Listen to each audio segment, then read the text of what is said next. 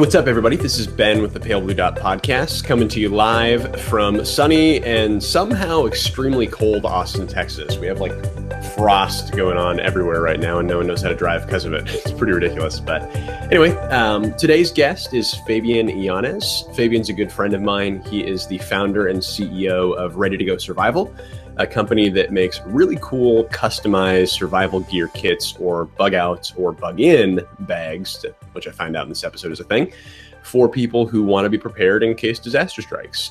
We get in some really interesting stuff, talking about what the value of preparedness is, how in some senses it can actually be like a moral responsibility, so you can take care of yourself if you really need to do so and not be a burden on other people.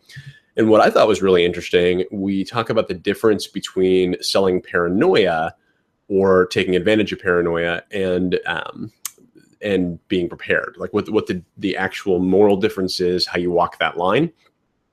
And another thing we get into that I really love is the idea of being fully alive by creating things, by seizing your potential, and by not being complacent when you're in a position that you're not satisfied in. So had a great time. Actually, you can see we had too good of a time. I have like a cut on my eye because Fabian tried to take off a bulletproof vest that I was wearing before the interview. Because of course, if I'm doing an interview with the survival expert, I'm going to put on a bulletproof vest.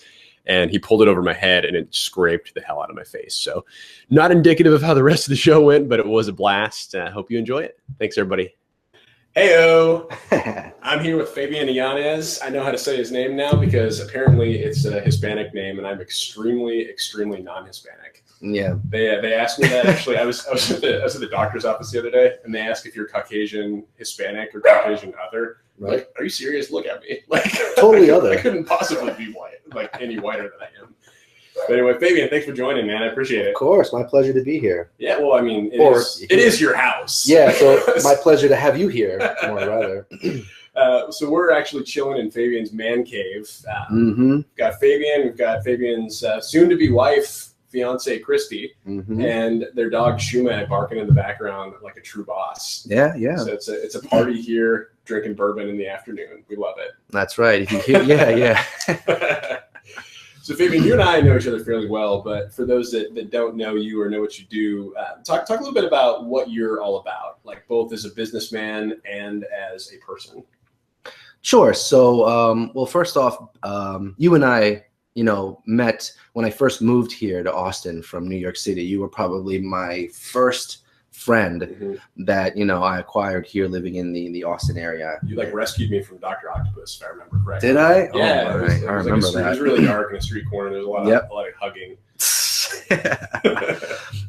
Yeah, and since then our relationship has really flourished, and we've had some good times. So we've had all the good times. Yeah. So thanks for being cool and expected. Yeah, man, you're the coolest. Oh, I'm sure. So what do you do right now? Like, I know a little bit about your business and.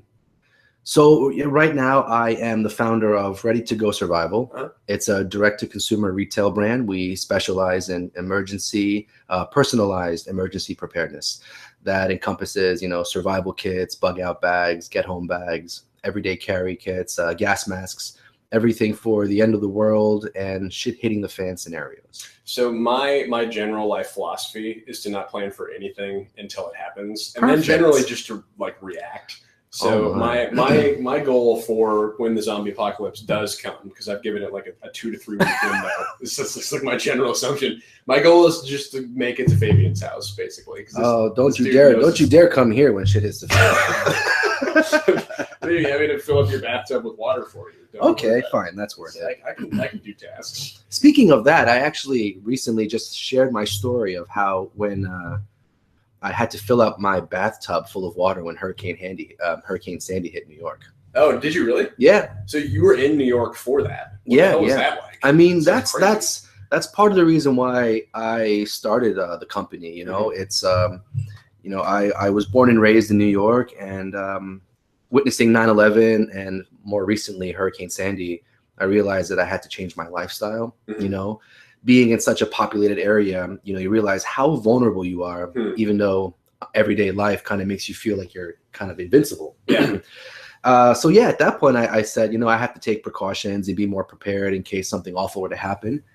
And when Hurricane Sandy hit, I have to say I was very comfortable. Okay, so that was prior to that you started working on this, or before started shifting your lifestyle to preparedness. Okay. Yeah. So like, did you immediately know, because I remember correctly, you were working in corporate America at the time. Yeah. Like, did you immediately know, like, after that first incident that you're like, shit, like I gotta do something different, and like you wanted to start this company right away? Or was it just that you got interested in the idea of preparedness and started the company based on that? I guess I started the lifestyle. I started mentally preparing first. You know, I consider myself kind of a methodical, pragmatic. That's true. Yeah. I like to make sure all my bases are checked, and I like the feeling of checking things off my list.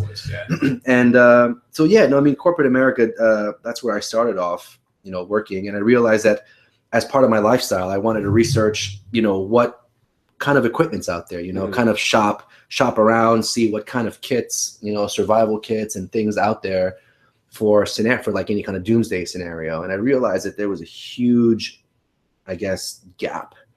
You know, the stuff I was finding online was subpar. The equipment was? Yeah, like the equipment. Combos? Interesting. The equipment, the stuff, it was just subpar. It was, you know, China made, and don't get me wrong, you can find some great stuff made overseas, but this stuff was just all about the bottom dollar. And I wanted to, I had enough money where I was willing to spend whatever was necessary. Yeah. But this stuff wasn't hitting the mark. So at that point, I was like, you know what? I think that with my knowledge and my expertise and the people I know around me, I think that I can create something better and offer a more high-end, real gear stuff that's actually, you know, usable and something I would gladly have, which I do. So when you say like there wasn't a lot of good stuff in the market, it was a lot of cheaper stuff that's kind of at the bottom dollar. Do you mean like if you were going to a store and like buying the stuff they had there, that was what you were finding? Or do you mean like the stuff you're finding online on like Amazon or whatever? Well, back then, this stuff was just a novelty. It really wasn't mainstream. Really? It wasn't. It was just the beginning phases. I mean, then we had a couple of online retailers putting bundles together. Only a year or two later did Walmart start coming out, you know, with their survival kits made by maybe Red Cross or something like that. They have, yeah, but it's cheap stuff. It's it's $99. I mean, if you feel comfortable putting your life in the hands of a kit for $100, that's how much I mean, like, no way. No, that totally makes sense. I think a lot of people don't think about that. So it's really interesting that like the quality part of it was what was so important to you. Where do you think, when you were looking at that, where do you think that fear, that concern over quality came from? Because like, to me, I was just saying a second ago, I'm always kind of like hedging my bets. Like I do like the most economical / least effort means possible. So like what to you says, hey, it's better to plan this well. It's better to get like good shit. Like what's the difference there? What am I missing? Well, I think between 2012 and 2013, I was probably Amazon's best customer. So I spent endless amount of time and money, and I bought everything I thought that I could, you know, have. And then I bought 3 variations of it. Yeah, that Amazon credit card fever. Oh, I know, right? And I pulled things apart, and I realized that things were just crappy. Yeah. You know, things were breaking. You know, like I know there's a balance between having a peace of mind and having some items, but then having them actually last you, having them actually function at the time you need them. Yeah. And that's when I saw that there was a market for what I'm trying to do. Isn't that weird? This is like whenever people think about like a disaster, so yeah, Christy, what are you doing coughing over here?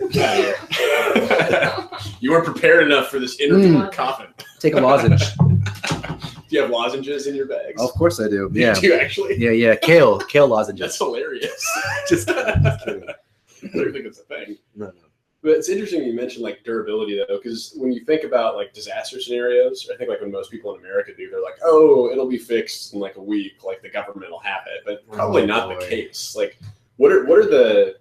Because you said you prepare for like multiple disaster scenarios.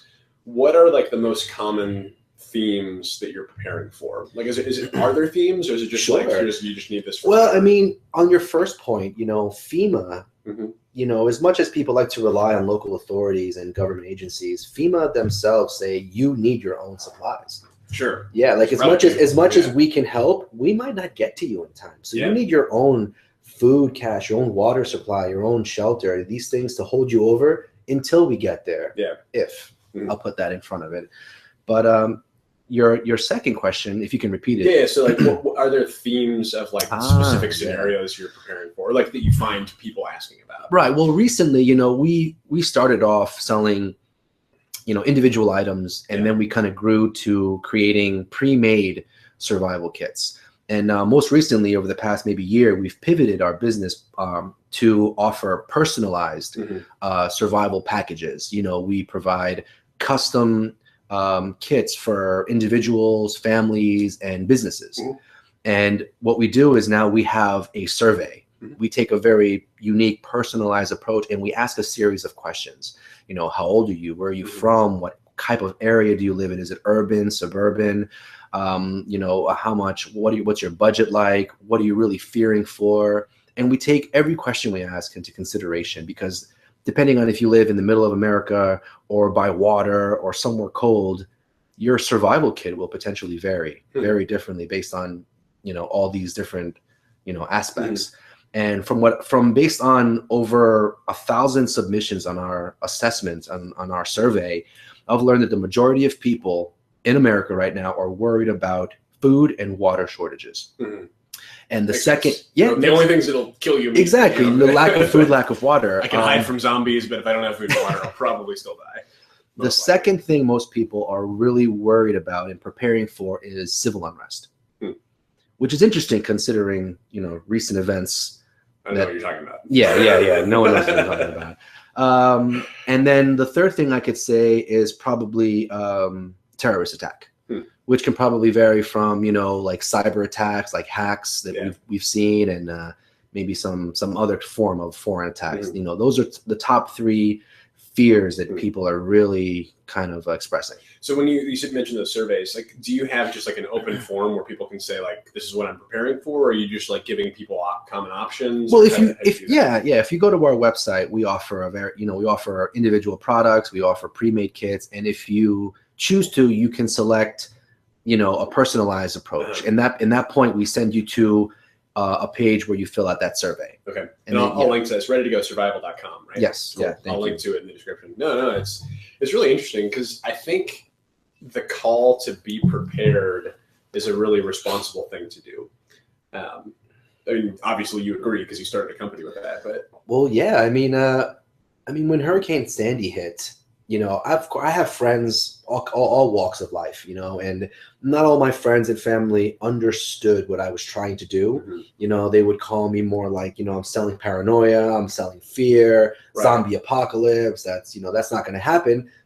But when their power went out, when they had no gas in their car and they were stranded 10 miles away from their home, they were calling me. They would tell me, hey, where are you? Can I come to you? Can I come stay with you? My place has no power. And sure.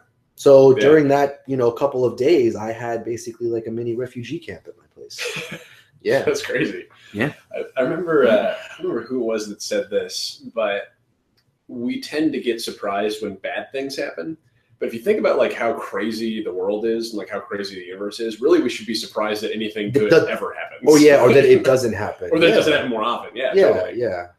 Dude, so what ends up being in this thing? So since we're not doing video on this, y'all can't see this, but Fabian's got what looks like he hollowed out an elephant and stuffed it full of dynamite sitting next to it. Like, this is like the most like just beastly bag of all time. What do you? So show me what's in one of these things, or like tell me what would typically be in one of these. Typically, in a survival kit, like yes, I mean, we do offer pre-made kits, and in pre-made kits, it's hard to have something that's all encompassing because, like I said, it all depends where you're from, where you live, how old you are, and stuff like that. But most kits come with about 30 plus items that range from like a good comprehensive a first aid kit, and what sets us apart is we include something called ThyroSafe. What is that? Which is a potassium iodide. Okay. Which is it's a pill form, and it's FDA approved, and it actually, you take it once every 24 hours, and it protects your thyroid glands from nuclear fallout, from radiation. Oh, interesting.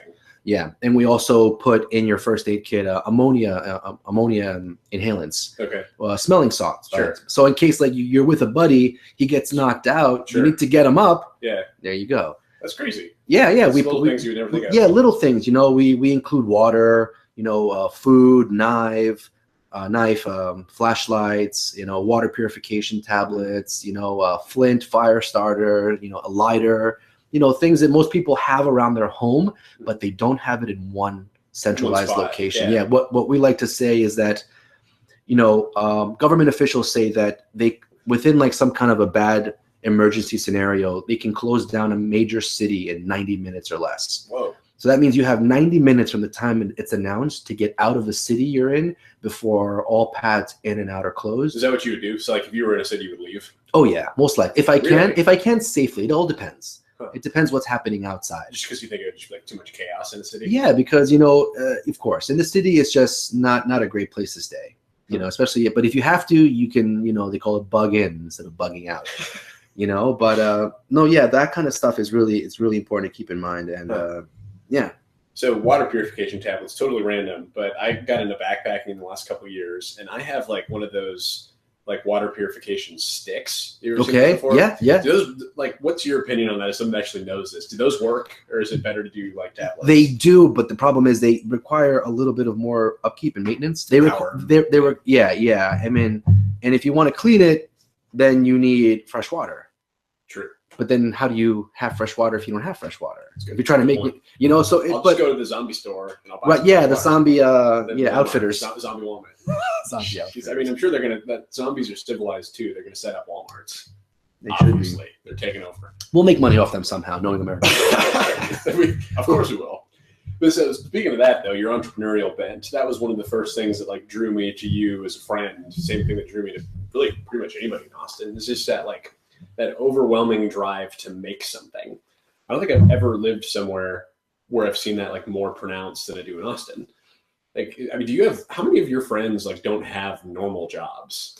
I mean, to be honest, like I said, I come from New York, and I could say 90% of my friends are just, working the 9 to 5. This is like your Austin friends. Though. Oh, my Austin friends. No one here has a real job. I can say very few people. Yeah. Very few people. Is that part of what drew you down here? Like that entrepreneurial scene? Well, I know that, part of the biggest reason I moved to Austin was because of the lifestyle. Yeah. I can have more land. I can go, rock climbing or bike riding, and you can't do that kind of stuff in the city as easily. I forgot you mountain bike. I do. It's a recent sport I picked up, and it's probably the best thing. We got to do that together still. Like, it's pretty badass. We got to make it happen. You can't take your road bike on it though, unfortunately. I'm going to do it anyway. I'm just going off a 40-foot drop on skinny little road tires. You're going to be picking up pieces of me stuffed full of carbon fiber for weeks to come. Well, that's what happened to my co-founder. Really? My co-founder, Roman, he just moved here a couple of months ago. He's a cool dude. He is a cool dude. He moved here a couple of months ago, and he took his beat-up mountain bike. It's probably like 10 years old. He took it on the trails with me, and I swear every trail we went on, he'd lost a piece of his bike. That's hilarious. Like one spoke here, he lost his tail light, and then finally just gave out. I was gonna say, I could see him getting like super mad about that. Oh yeah, he was like, oh man. Well, he's probably like persistent too, so he's like, I'm gonna keep going. And he tried. He definitely tried. And he was like, I can't try anymore, man. That's so funny. So wait, so you knew him from New York, right? Like, yeah. You guys, okay. So walk me through like from when you were just there in corporate America. Because you're working in recruiting, was it, or you were doing some? I was in IT. I went to school for engineering, and I was doing a lot of engineering work. I started off in New York working for a company called TXVia, which did payments processing. Okay. So I became kind of a payments processing expert. I did operations there, and then I moved on to Google, where I was working on the Google Wallet. Working on payments and working on the platform that runs the Google Wallet. The best and most underutilized payment system online. Yes.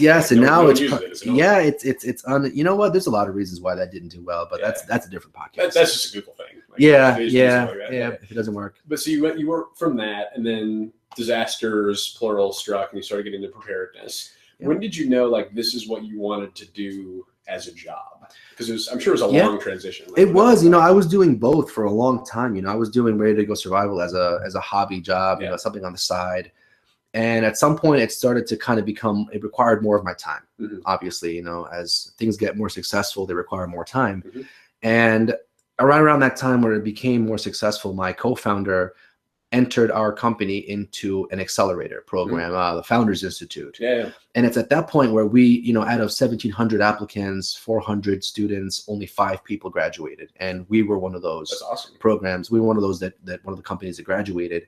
And it was at that point when I had some good sales volume, some good PR. We were mentioned early on in New York Times and Fox News. New York Times, huh? Yeah, I mean, they're only slightly more credible. No, than You guys are in high competition. News is fake now. Nothing is real. It doesn't matter. It doesn't matter where your info comes from.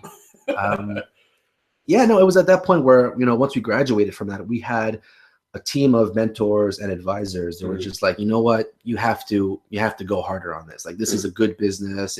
There's definitely a demand for it. And there was a time where in my career where I was like, you know what, I'm not being challenged enough in my tech career. I can be using my brain for something else. At that point, I was like, you know what, I'm taking the plunge. I'm leaving my job and I'm going to focus on this full steam. Was that, because I remember you talking to me about that. Like, would you say like that was like the most emotionally intense moment like of this whole journey, like when you left your job to do this, or is like there other crazy stuff that happened in the past? It would have been if I didn't have the support of my family, my fiance, and all the advisors and mentors that I had telling me that this is the time to do it. If you're going to do it now. So I felt kind of like confident, that it wasn't just going to be, some kind of a failure, that I had some light of success, and it was up to me to make it work. So what was like the scariest moment so far? Leaving a steady paycheck. Yeah. I mean, having bills and a car and a home and a family to provide for. Because that was right after you bought your house, wasn't it? It was like a couple months later. Yeah, it's definitely, it glooms over, saying like, hey, you have adult responsibilities. Now is not the right time to just give up a steady income, but it is the right time to start a business or to full, Sure. So I think a lot of people get into entrepreneurial endeavors because they're just generally dissatisfied working for somebody, right? Like they don't want to have like a normal like 9 to 5. They don't want to have a boss. It sounds like for you though, that wasn't the case. It sounds like it's just like a natural like passion that evolved. And then like when it got big enough and lucrative enough, like you stepped out. Like was there ever any of that for you where you were just like, I hate working. Like I just hate having a real job. I mean, the problem was that, I guess it's kind of twofold. I mean, I love being used to my potential. Sure. I love technology. I've been doing it since I was a baby, not so much a baby, but I like working where I am needed. I remember like sticking shit in the VCR from like probably 1 to 2 on and then screwdriving it, trying to get it out again. Man. Opening stuff and playing with it and trying to put it back together. It's a wonder on the live, actually. No, I mean, my job was very fulfilling. I mean, I went to school for it. I found a great place where I can, apply my knowledge and skills. And it was very, satisfying. It was very satisfying. And at some point, it wasn't challenging enough. Yeah. At some point, it plateaued. Maybe I was getting promoted here and there, but the responsibilities weren't moving around too much. And maybe that was lack of organizational, thought or from the upper management. But, I just felt like, okay, I'm doing the same thing I was doing last year. And I feel like, okay, I can do this with my eyes closed. Sure. So what else is new? Yeah. So I kind of wanted to push myself, but at the same time, working in New York City, you get up at 6 o'clock in the morning, you're in the office at 7, you get home at 9 p.m., you get a drink, you eat, you go to sleep. That's your life. I mean, when do you have time to work out or go bike riding or just go take a swim or go look at some nature? You don't have that kind of time. I don't understand people that love that. You get burnt out. I think in your 20s, it's a good time to just work 80 hours a week, set yourself up, set yourself up, become a good leader in whatever you're doing and put your time in sacrifice. But at some point you're like, okay, I need me time. I feel like I was getting burnt out and I needed a change of pace. Yeah. So now with Ready to Go, you feel more of that, like just life satisfaction and job satisfaction you didn't have before. Like, do you think you're maxed out, or do you think there's somewhere else you want to take this or take something else? There's room. There's definitely room to grow, but I just feel like that's a little bit of me too. Yeah. I'm always looking, you got that itch, man. Yeah, I have the itch. I mean, once I find a task or a goal that I want to do, and then I work hard to get it. Once you're there, you look for the next peak, the next mountain you want to climb. You know, what else can I do? And I guess that's normal. Yeah. So where are you taking and ready to go right now? What's on your guys' plate for growth? Well, in the next couple of weeks, we can't fully share it because it's still not public information, but we're going to be launching something really unique, something proprietary. Cool. Yeah. So that's literally like in the next couple of weeks, you're going to be it's going to be all in. So you're probably like balls to the wall right now. Yeah. We're going to go all in on this one endeavor, and it's going to, what we think it's going to be probably our biggest company milestone to date. And it's going to be the best offering that we can give to our customers. Awesome. And you guys are still privately owned, right? Like you don't okay. So we're still bootstrapped. We're just 2 co-founders and a couple of consultants and in-house people. That's awesome. Are you guys looking to expand that at all? Or are you going to try to keep it small? Yeah. Over the past couple of weeks, we've hired a couple of people to help with content writing and a lot of, digital marketing and stuff like that to help us so we can focus things on the business instead of in the business. Is that all like outsourced stuff, or is that like people that you know, or how have you been? It is outsourced. We have a lot of good outsourcing tools. And our biggest task has been really to find some good copywriters, because we have a lot of great content and we want to format it. We have a lot of people on our team that have so much to contribute, but none of us are writers. Creative writers. Yeah. We're all, ex-military, law enforcement and avid outdoorsmen and preppers. But we can't put a couple sentences together. You speak eloquently. It's just I write like I speak, and I speak like crap. So I feel you. I know several copywriters. If you need a hookup, we're good. Okay, good. I'll take you up on that. Most of them are on Mad Men, so if we can figure out how to make that right. That's pretty cool. So that's cool, man. Like I love hearing your passion for that. I love hearing you move that forward. What's the craziest thing that's happened since you started this company? Like the moment, whether there was a moment that you were like in the beginning, I think I have to say when, I was in New York City at the time and I was like, you know what? I want to start going to these prepper meetings, these meetups, and meeting people and kind of getting their feel for what they're worried about, what they're trying to get, what they need. And at that point I met a reporter, Alan Fuhrer from the New York Times. I didn't know he was going to be there, but he was like, hey, and I went to this meetup and they asked who anyone wants to speak. And I came up there and I spoke and I told them what I was after and what we're doing and how we're trying to help, because ultimately there's a sense of satisfaction to helping people feel more secure, having a sense of preparedness. They really feel like I've helped them and they give me such satisfaction telling me, thank you so much for helping. And so I shared that. And then he said, you know what, I want to do a little piece on you. Yeah. So let's do an interview. And of course, it's all great. New York Times, no big deal. I had no idea the kind of traffic I was going to get. Seriously. Yeah. I mean, at that point, I had the shittiest website ever. I had just a homemade products with like iPhone 3 photos. And before you know it, I had hundreds of orders. That's awesome. And I was behind the ball for the longest time. Because that's the only way to get the ball. Happen, you're like, oh shit. Exactly. Exactly. If you're ahead of the game, that's great. But when you're behind, it's when you learn. And I didn't have a single thing to my name. I didn't even have permission to sell retail from the New York State.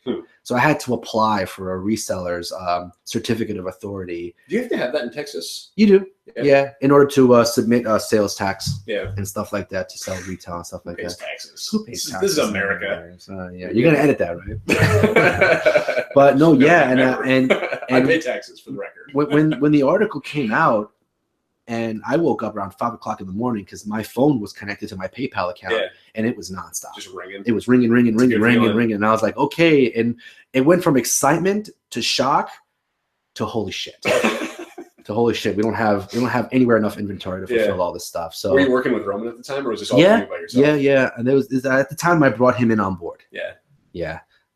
So, thank you to our loyal customers in the beginning who probably waited 3 to 4 weeks for their initial order. But I have to say, luckily we've only had one return in our entire history. Wow, that's amazing. One return. So how did you get to that? Is it because it's so personalized, or is it just like, I mean, people are not going to order unless they really want it? Because that's almost unheard of. I've learned so much about just business in general, and it's in particularly this industry that it's emotionally driven.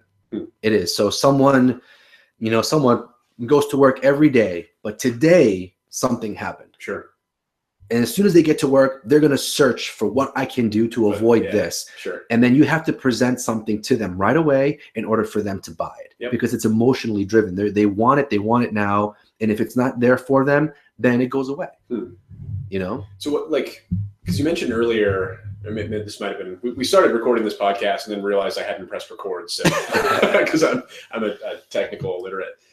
You mentioned earlier that when you first started doing this, like some family and friends were like, oh, you're just like selling fear, which I don't think you are. Like, I know you pretty well. So what's the difference between like capitalizing on real, like valid emotions that people have, like things they should be worried about, and like actually like instilling fear?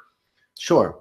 I mean, no, there is a fine line. And, you know, at business, you know, I like to have a lot of integrity, you know, and I want to be proud of what I'm doing. I don't want anyone to call us, you know, sleazy or fear mongering. So, for example, you know, maybe last year there was a series of tornadoes that hit Middle America. Me going there and capitalizing on that, that's wrong. Saying, you know, oh, you know, tornadoes hit here, buy our shit. No, that's not going to work. But taking the history, like historical events, and presenting them to people like 9/11. Do you know how many people got, you know, how many lawsuits are and how many medical cases because of people breathing in all that chemicals and all that powder and all that stuff in the air? Didn't know that, but it's not surprising. There are hundreds of cases, and something as simple as an N95 mask and like some goggles, and that stuff would have helped hundreds of people. It would have saved them so much, you know, it would have saved them so much money going through hospitals and so much heartache, you know. So using real examples and real people stories and presenting them, because the news is out there, you know. I mean, people don't really watch news, I feel like, anymore, and they just listen to like what's mainstream and what's on TMZ. So TMZ is where I get all of my news. I'm not fabricating the awful things that are happening. It's just I'm trying to present it to you so you realize you're not as safe or secure as you think you are. There's really bad stuff happening in America and across the world, and you know, some people just aren't privy to that information. So I'm just being like, you know, I don't want to sell you this because it's what I want to sell you. I want to sell you because of X that happened last week and Y that happened 2 months ago. It's real stuff. Well, and it's all statistics, right? Too, because like when I hear about stuff like that, like because there's some people who just get scared by everything. They're like, oh shit, the swine flu. Those are our best customers. Like those are probably true. But the ones that I like, remember like the Zika virus thing. It was like, oh, we're gonna die. Like, do you realize this only affects babies? Like, but on Ebola, when Ebola scare was out, we sold so many gas masks. Imagine. Yeah, and we didn't have to do much because that's like legitimate though. No, it is legit. It is legit. And you know, even though you can catch Ebola from physical contact too, but you know, news is our #1 seller. Sure. You know, makes sense. What are because like I'm like just pragmatic to a fault. So I'm always like, if the odds are X of something happening and the cost is Y, I'm just going to take my chances. Yeah. Like what are like for an average person, what do you think, or maybe you know, like are the odds that they're going to need something like comprehensive, like a bug out bag or well, I mean, do you know? Yeah, I mean, I did some research. I did some studying in psychology, and it's a known fact that everyone in their life goes through trauma. Once, at least once in their lifetime, they go through some kind of traumatic experience. Now, okay, that's pretty vague and generalized, but trauma can be, you know, I'm stranded out in the middle of nowhere with no gas, or you know, a terrorist attack hit my town, or you know, I was in a marathon in Boston and then someone freaking blew up some bombs or something. Like traumatic experience can be anything. So, you know, I don't think everyone might go through a disaster scenario, but they definitely know someone who has. Yeah. You know, but I think probably a lot more people do. Just you mentioned being stranded. I am an idiot and I lock myself out of my house and or my car and or like get lost or run out of gas far more often than I should. So it kind of makes sense. No, like, but yeah, some of the stuff is just it doesn't have to be crazy dramatic for you to need stuff like that. No, yeah, you know, I was on Reddit the other day and I read a great story about how a survival kit came in handy when they took their son to the hospital.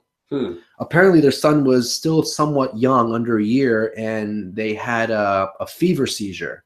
I forget what the medical term is, but they had a fever seizure. It's called a seizure. Something like that. Let's call it that. He had a seizure, and they had to take this poor boy to the hospital. And it was in the middle of Thanksgiving, so they had family over, and So the father just grabbed his survival kit because his survival kit had items for his kid, had comfort items like a blanket and toys, pacifiers, powdered milk, had a change of pajamas, and had clothes for him and his wife. So instead of having to be like, whatever, it's all in one spot. It's all in one spot. So he just took his survival kit, which had nothing to do with the end of the world, but it was a traumatic experience and it was there to help.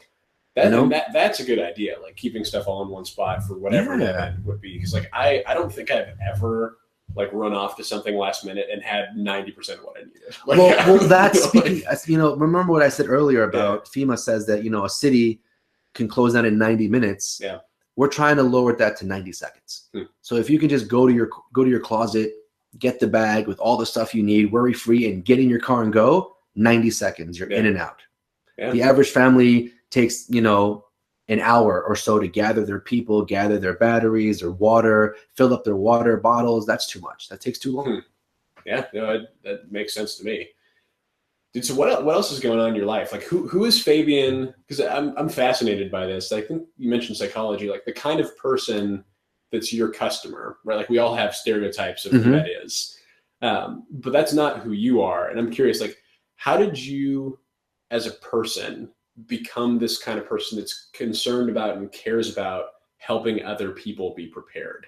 Like what is Fabian like apart from this business? I like to say that I'm an emergency preparedness advocate. I like to make sure that everyone's kind of safe and they're thinking about this in the back of their mind. I'm not, shows like Doomsday Preppers have really glorified and somewhat demonized. Just like maniacs. Yeah, maniacs that just like, I'm going to stay in this hole and wait for someone to come and take my stuff. And I'm going to shoot them. I have to justify and that's my food for the next. And I get it. There's all ranges of people, but from what I've seen, I know one thing that I consider myself a practical prepper, meaning I'm not consumed by it. Like I still go to parties, I still have drinks with my fiance. I like to, go snowboarding and stuff. I'm not worried about the end of the world when I travel. Like if it happens, okay, it happens. And we're not selling to preppers because preppers will take it amongst themselves to build their own stuff, to do their own thing, to build their bunkers and live somewhere off the grid. And we've sold to many people, regular people who live in metro areas, who have 9-to-5s, who are just concerned people, who've either been through something recently or have had someone who's lived through it. Have you had any of those crazy customers? Our one return. Your one return, really? The one return was probably our most enthusiastic. Enthusiastic customer. Yes, he was very enthusiastic. Let me just put it that way. But it happens because we call it, my co-founder and I, we call it going down the rabbit hole. Sure. Most people don't start out as worried about what's going to happen, but then they see this video. Then they go to YouTube. It's like the YouTube hole. And then they see, oh my God, this is happening. And then, oh my God, Alex Jones. And then before you know it, you're worried about, everything under the sun. And then, it can get pretty severe very quickly. And that is actually really interesting to think about the difference between like sanity and like making like a good gamble and like how prepared you are. I mean, like we recently realized that our target demographic and our industry very closely resembles insurance. Yeah. So it totally does. If you're someone who buys health insurance, car insurance, then you're kind of already a prepper. If you buy extended warranties for the products you buy that are because they're expensive, then you're kind of a prepper already. Yeah. You're kind of thinking ahead, and this is kind of an emergency preparedness insurance. Yeah. Yeah, no, that makes a lot of sense. With that in mind, because like you think about insurance, especially like life insurance, that can be a huge investment. Yeah. If people are thinking about being prepared, they're thinking about what am I investing in this? Like how much does it actually cost me versus like the peace of mind that I get? What do your guys' products look like in terms of like pricing? Like how much is the investment for somebody to go from zero to like adequately prepared? I mean, you can really find some good quality stuff and be affordable. Yeah. Our pre-made kits range from maybe $200 to maybe $450. That's it. Yeah, that's it. But we know that's not America's price point. We know America's price point is $199. So why is that? That's just part of the study that people feel like anything over $200 is considered expensive, and this is the average of average Americans. Yeah. Not taking into consideration the ritzy from the LA or the New York cities, but the average. And we are working every day to get those costs down as much as possible without sacrificing quality. What are like the essentials that you like? If you say I'm going to spend that $199 or like just hit that threshold, what are like the essential things that you would say this is what's got to be in there? I mean, I get asked this question all the time, and I think my answer changes all the time. You know, because dynamite, dynamite, a flip flop or two, no, or 3. You never know. My dad asked me recently, what if I had one survival tool to take with me? What would it be? And I was like, golly. And I was like, yeah, he had one. Yeah. I mean, coming to someone who has hundreds of items of gear, one is pretty tough. But I'd say like a Swiss Army knife. I'd take a knife. Yeah. You know, a knife. Single knife. Yeah, you can do what you can with a knife, you know, and stuff like that. But I think if you're trying to get the basics, most people would say food, water, and shelter. You know, others would say a form of communication. You know, or like if you rely on like electronics, you know, a source of battery, a source of power. Car full of gas. If you ask someone in the military, like one of our advisors, he'd probably say ammo.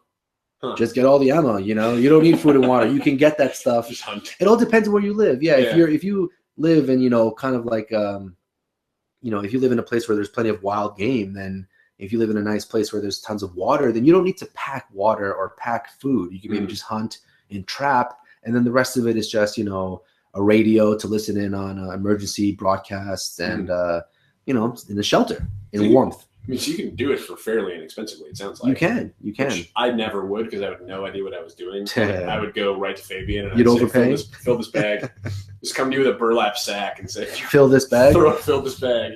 Yeah, no, yeah. I mean, it's, again, like, it's hard to pack for every single scenario. Like, you're never going to, if you were to pack for every single scenario, you'd need probably a trailer. You know, a trailer. Ready to go trailers. Ready to go trailer. That's our next. I made you divulge what your next move was. A trailer. See, I'm not good at this. There would be people who would buy that has everything ranging from, you know, zombies to end of the world to EMP strikes to tsunamis to earthquakes. I mean, it's just endless. I think that you know where you need to go now. Well, this has to be your next move. I know. So what was young Fabian like? Because Fabian that I know now, I'm gonna guess you were shy when you were a kid. Am I wrong? Because you like, it's interesting, like seeing you and seeing like a lot of other entrepreneurs in Austin and stuff that are like just very outgoing, that are always going, always driven, always like reaching for the next thing. Have you always been this way, or like did you grow into this? I mean, I definitely never was shy or timid. I can't say I was. You'd have to ask my mother for more reaffirm. But just my recent story I was telling my fiance is that throughout high school, they threatened to kick me out all the time. Because of my behavior, my attitude, and the one thing that kept me in. I was, you know, I was bad. I was skipping class. I wasn't always the nicest person. I'm still not the nicest person, actually. But the one thing that kept me in was my grades. Yeah. They couldn't kick me out because I was still above threshold. So you couldn't let yourself. Yeah, they couldn't. Statistically, they couldn't kick me out. No, I'm saying you probably couldn't have been okay with not doing well. Like, I mean, I was kind of a slacker until I moved to South America. I studied abroad. I forgot about it. How long were you there? I was there for a year. Yeah. I went to South America during high school for a year, and there I learned that their style of education was more, high school was more college. You know, it was more like, I don't care if you do it or don't. I'm going to fail you if you do or don't. I don't care. And their style of teaching was very lecture driven, was more like I speak and you take down notes. And you had, and it was wonderful. And I wish they did that today, because you made you pay attention, you know, and if you missed something, that you would leave it blank, and then you'd have to talk to your peers afterwards and be, let me see your notes. Let me see where this person said this, and then I didn't hear what they said afterwards. Yeah. And then you'd fill in the blank with their notes. And it was very, it was pretty awesome. And then when I came back to the States, I realized that many people are just jaded. Yeah. You know, they're thinking about the wrong, well, just in life, they're thinking about the wrong things. You know, they're not thinking about things that are really important. They're thinking about, you know, what's cool today, the latest gizmo or gadget or latest online sensation or whatever. Yeah, what I mean, like, as somebody who's really practical, because you're obviously a practical dude. I like to think so. Yeah, I mean, you are. I told you got this bug out bag sitting next to you. You're ready to run out the door the second that I turn into a zombie.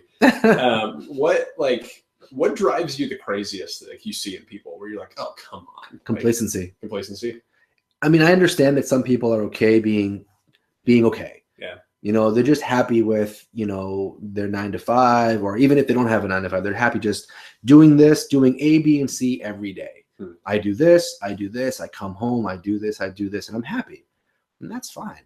You know, that's their lifestyle. Do you think they are happy though? Like, yeah, I have found that people are legit happy. I have friends that, you know, I feel like have so much more to give. They can be like, they can be doctors, they can be this, that, they can be something great, but they don't want to. And they're happy living, you know, if I make $1,000 and my bills are $800, I'm happy. You know, I'm cool. I can live the rest of my life doing this and give me, you know, and that's fine. But it's just, yeah, that kind of stuff really kind of gets to me. It's just being mediocre. Sure.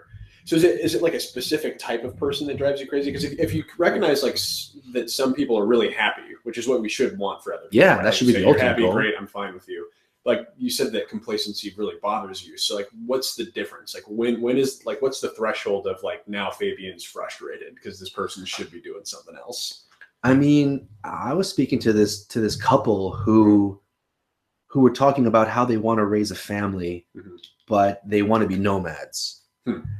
Okay. And I'm like, well, then how are you going to provide? How are you going to provide if you're not working, if you're just kind of, and you can provide without, you know, you can provide living off the land, but there are things that I think are going to be missing. And they were just happy, and they were just kind of almost going back to the homestead life. And I was like, I in a way can relate to that. I kind of want that in some sense. Wearing like a pilgrim hat. I wish I would have pointed him out a lot sooner. I would have avoided him a lot sooner instead of engaging him in a conversation. You're following him. It's like a deer in the woods. Oh my pilgrim in his natural habitat.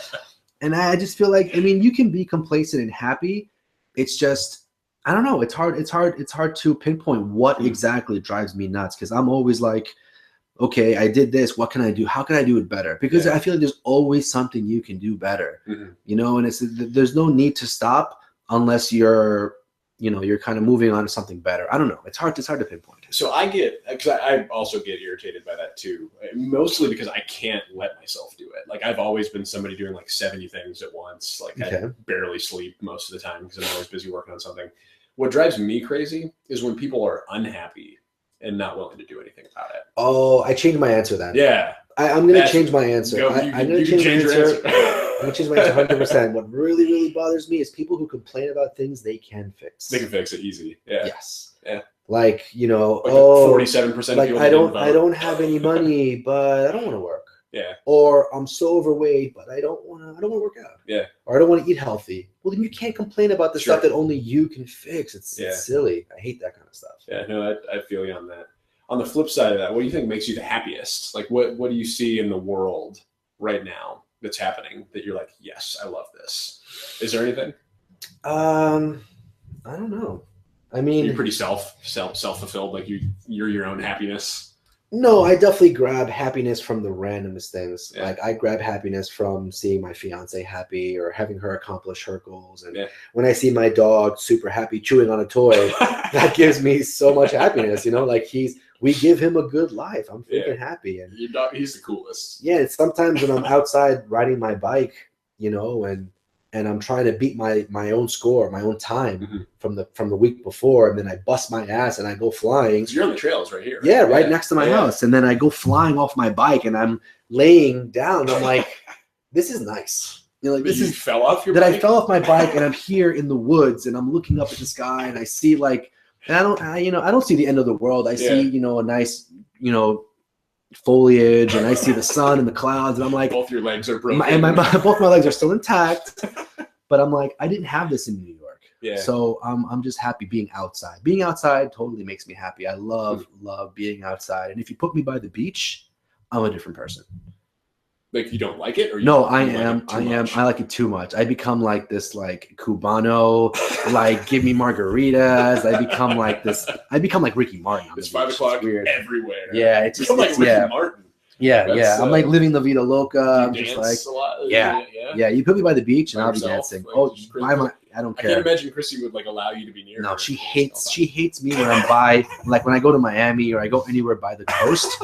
she hates it because I'm just like, turn into a choma. I turn into like something else. I turn into like Ricky Ricardo or something. That's hilarious. I can actually completely see that. It's really fun to be around. We're gonna have to go to Miami together because I hate Miami, and I think that might make it good. Oh, you would love Miami with me. It's tons of fun. I get along with everyone, unfortunately. Dude, apparently, so have you ever been to Live in Miami, the club? No. I think it was Live. So apparently Justin Bieber and Lil Wayne did a show together in Miami, and I think it was a Live on New Year's Eve. I think you, me, Justin Bieber, Lil Wayne. We'll get along. We're going to party at Stubbs, actually. We'll set it up down here. I wouldn't mind partying with those guys. It'd be fun as hell. So, okay, so you get happy about general things in life, like just little things. Have you always been that way, or is that just like something you've kind of like worked into? I'm working on it. Yeah. I'm working on it. Usually my happiness was basically driven by my successes. Yeah. But that means that if you fail, then you're just upset. You know, and since, you know, assuming you're 50-50, that means you're only 50% happy. You know, if you base it off that. So I was like, no, I got to find happiness in other things. Like I love video games. I've been I'm sitting next to a stack of like 100 of them. Yeah. I've been a video gamer all my life. I love tech all my life. So I'm going to be playing video games till I die. What do you got over here? What have you been playing right now? Oh, my favorite game is Titanfall. Titanfall 2. I've been waiting a year and a half for the second version to come out, and it's better than the first. Really? Yeah, it's what like it better? I'm gonna have to pick that up because actually, like, I just saw that the other day, and it's like, oh, they have it for PS4 now. If you've played Call of Duty, well, it's like Overdrive. Yeah. It's like Call of Duty on Overdrive. If you play any first-person shooter after playing Titanfall, you'll think it's in slow motion. What's the best first-person shooter of all time?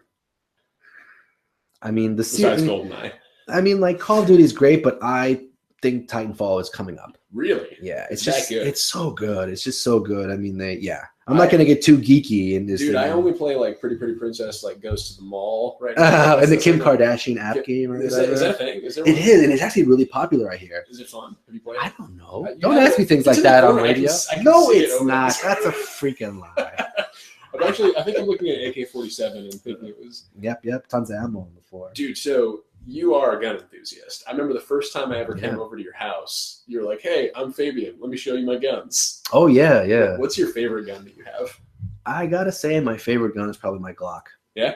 Yeah. Is that the one that had the laser sights that you're showing me? Probably. Yeah. It looked like. I think I have laser sights for all of them, so I don't know. The one that you showed me, what's your bedroom gun?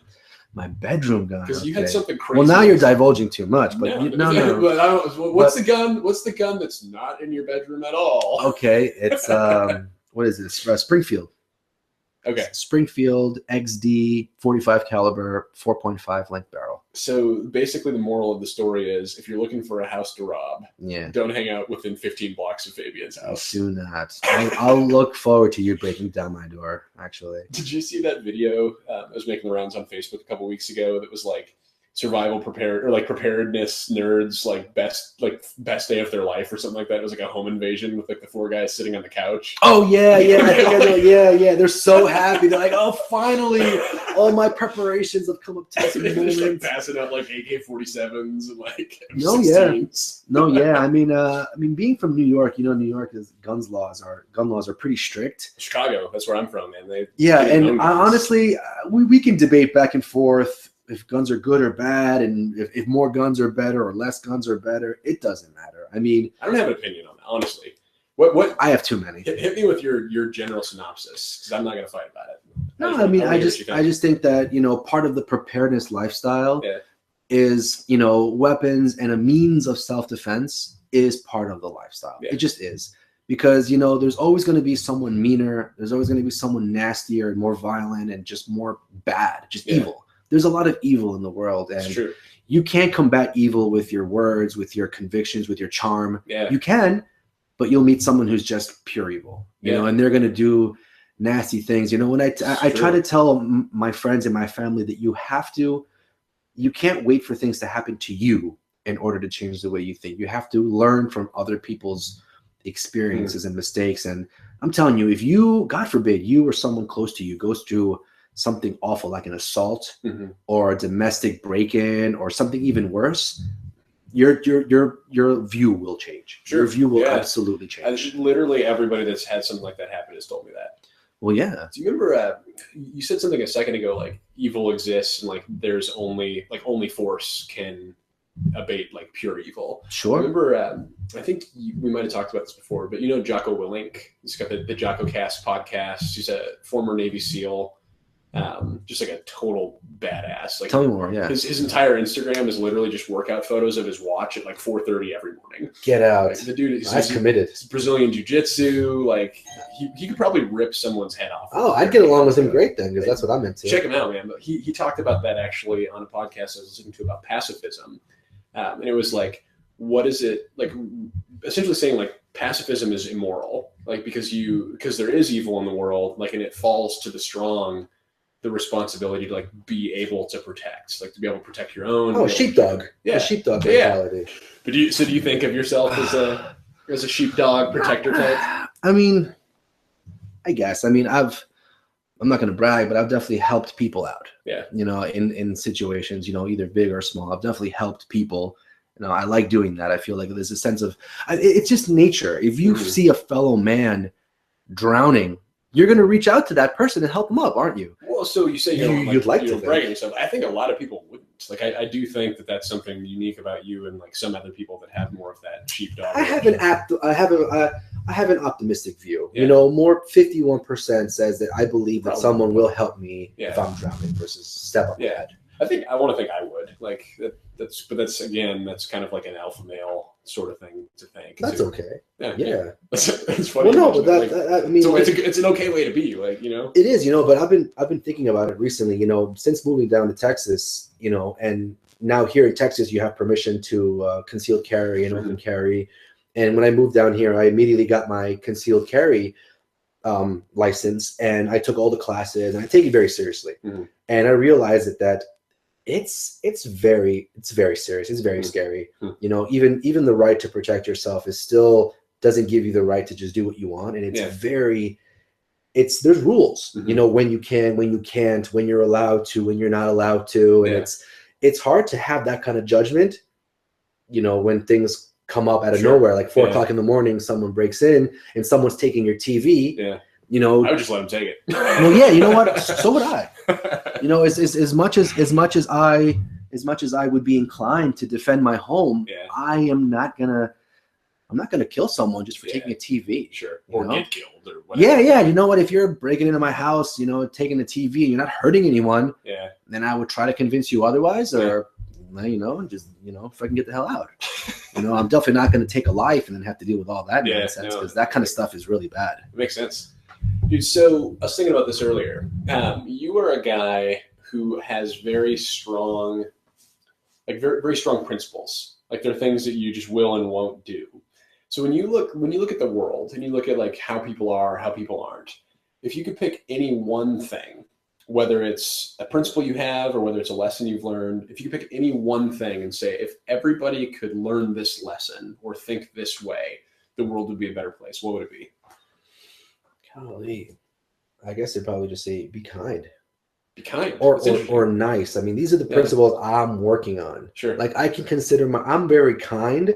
I'm just not very nice. What's the difference? I don't know. Yeah. I feel like I am kind. Like, I am kind to people that show vulnerability. Like, if you're like a sad puppy dog who needs food, I'm gonna cry and give you my. If you got rough edges, like I got rough edges, you know. But if I see you're struggling, if I see you're hurting, if you're in pain, if you're emotionally distraught, I break down. I'm a big ball of mush. But if you're not, then I'm really not that nice. No, that's fair. So do you think it's more like a proactive niceness? Like, you wish people would learn to like reach out and like and embrace people more? I just feel like it's more about acceptance and tolerance. I have that. I struggle with that every day, you know, accepting the things that I don't agree with and tolerating the things that make me uncomfortable. You're an Italian guy from New York, so it's not surprising at all. Yeah, right. Forget about it. When I first came in today, Fabian was talking with his hands like nobody's business. Well, yeah, I'm kind of handsy, but no, yeah, I feel like if everyone was a little nicer and worked on it, including myself, you know, like tolerance is a big thing that I'm working on. So. Sure. You know, it's a life lesson I'm working on. No, it's something that's really hard to learn. Like, we're all so naturally tribal. Like, anybody that's different from us, we're like, and it's really, really hard to, one, care about them, and then two, like, do anything about that. So I respect that, and I think you're right. I think like I'm not some could consider me a millennial, even though I'm on the cusp. Yeah. I feel like the world over the past 20 years is changing really fast. It is. And that's part of the reason why I feel like we elected Donald Trump. Most of America feels like we're moving too fast. Let's slow it down a little bit. No, I think that's exactly right. No, and I feel like, okay, fine. People have spoken. They think it's moving too fast. And I, for one, agree a little bit. I feel like things are, I get there's rights and there's equal and there's liberty, but some things just still make me uncomfortable. Just like some things make my dad uncomfortable that wouldn't make me uncomfortable. And some things make my grandpa uncomfortable that wouldn't make me uncomfortable. That's just life. That's just life. Every generation ever has been like the that. Young generation, like my kid's sister, who's like 19, she's probably tolerant of everything. Probably. I think it was Aziz Ansari that talked about that. He's like, gay marriage? What? I'm about to watch every movie ever right now. What are you talking about? Like, I don't even think about this stuff. He's a good actor. I like it. He's good. So obviously you have like a lot of resources. You've done like a lot of research and stuff to build your brand. Like what are some resources that you would like to share with people, whether it's like a blog or like a place you like to get news or like good books you've read? I don't even care what it's about, like entrepreneurialism, being a good dude, whatever. I feel like a lot of the internet forums like Quora and Reddit, they tend to have, sometimes you see posts that like, that intrigues you, and then you read a couple of things and then you give your 2 cents. Yeah. And then someone, gives you their 2 cents and it's like a different perspective. Yeah. I think there's I think people are the biggest resources, because I can read 100 books, but I had to go I had to go to these prepper meetings, these meetups, to really talk to people and be like, what are you worried about? What do you need? What do you lack? What are your concerns? And I wouldn't have never got that from a book based off one person's perspective. Are there any people that you follow or like you've learned a lot from, whether it's like Facebook people or Instagram people or like yes, but I don't say I'm an avid follower of one particular person. Oh, that's fair. I'm not. I definitely I cherry pick. I cherry pick things from people as they come up. What are some that you really like? But don't get me wrong, I'm still looking for, aside from me, obviously. Clearly, I'm still looking for even a mentor. I think I'm still looking for someone where I can learn a lot from in terms of life, not just business or preparedness, just in terms of some good moral guidance, other than my wife, who is my moral compass. Who's the coolest? Who is the coolest? She totally is your moral compass, by the way. Like, having gone out with you before, like you if it wasn't for her, I'd be locked. I was gonna say, I don't want to see like Fabian without Christy. No, yeah, she's definitely put me in check, so I appreciate her for that. That's hilarious. So if people want to learn more about you, ready to go, your personal life, whatever, how do they find you? Where do you want people to look for you? I mean, probably the most personal place you can find me is in my Instagram. What's your handle? I'll share it on. It's KO Ken Attack. What is that even from, by the way? I was going to ask you that. You don't know where that's from? No. I'm sure. Hopefully, it's somebody. From a game, right? No, it's a Japanese. It's an anime. Yeah. Oh, yeah. What is it from? Shoot. Is it from Bleach? No, older, way older. Older than Bleach. I don't know. I'm not going to remember. What was it? It's a Dragon Ball. Oh, that's right. Okay. Yeah, Dragon Ball. I'm like I said, I was a nerd. I'm a tech nerd. I'm a huge geek. You still are. I still am. Well, I'm trying to start a new leaf here, but you're not making it easy for me. You're wearing a business bro shirt and jeans, so you're not as much of a nerd as you could be. I know. Tell me about it. I'm wearing a Cosby sweater, so you want to call a nerd? Look at this. I mean, like, you can find me on LinkedIn and Twitter and on my. I have a personal website that's not really doing much, but my most intimate place is Instagram. I post stuff with my family, dogs, going out, fun stuff. Well, I'll definitely put links to that in the podcast description. And let me know, like, when this crazy stuff goes down with Ready to Go in the next couple of weeks. I'll bring you back in. For sure. Maybe I'll come through next time. Bring me back into your house. Well, thanks, Fabian. It's awesome hanging out with you. Let's go drink more bourbon. You're the man. Thank you, Ben.